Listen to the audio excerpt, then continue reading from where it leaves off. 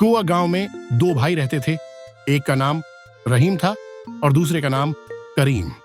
रहीम एक गरीब किसान था, जबकि करीम एक अमीर आदमी था। रहीम अपनी पत्नी फातिमा के साथ एक छोटी सी झोपड़ी में रहता था, जबकि करीम अपनी पत्नी के साथ एक बड़े और शानदार घर में रहता था। करीम को अपने भाई से बहुत नफरत थी, क्योंकि वह बहुत गरीब था, लेकिन रहीम हमेशा अपने बड़े भाई का सम्मान करता था। हालांकि करीम को इसकी कोई कदर नहीं थी। रहीम अपने खेतों में मेहनत करता और अपनी पत्नी का पेट पालता, साथ ही खुद भी जीवन यापन करता। वह बहुत मेहनती आदमी था। वह सारा दिन खेतों में काम करता और शाम को थककर घर आकर सो जाता। सुबह होते ही वह फिर से अपने खेतों की देखभाल करने चला जाता।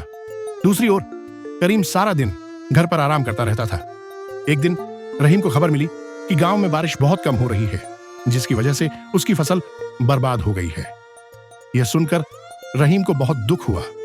उसने ये बात अपनी पत्नी को बताई, लेकिन उसकी पत्नी ने उसे हिम्मत दी और कहा, मेहनत करने वालों की कभी हार नहीं होती।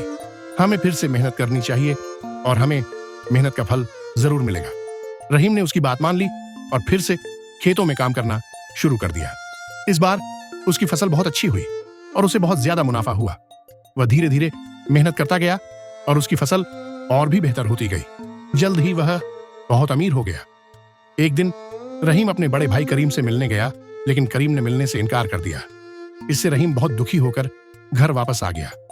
लेकिन फिर करीम को अपना पुराना समय याद आया, जब वह बहुत गरीब था और रहीम ने उसका साथ दिया था। जैसे ही उसे यह बात याद आई, उसे बहुत बुरा लगा कि उसने अपने भाई को घर से नहीं बुलाया। करीम तुरंत रहीम के घर गया और उससे माफी मांगी। रहीम ने कहा, भाई, पैसा आने जाने की चीज है, इसके लिए अपने रिश्ते को खराब मत करो।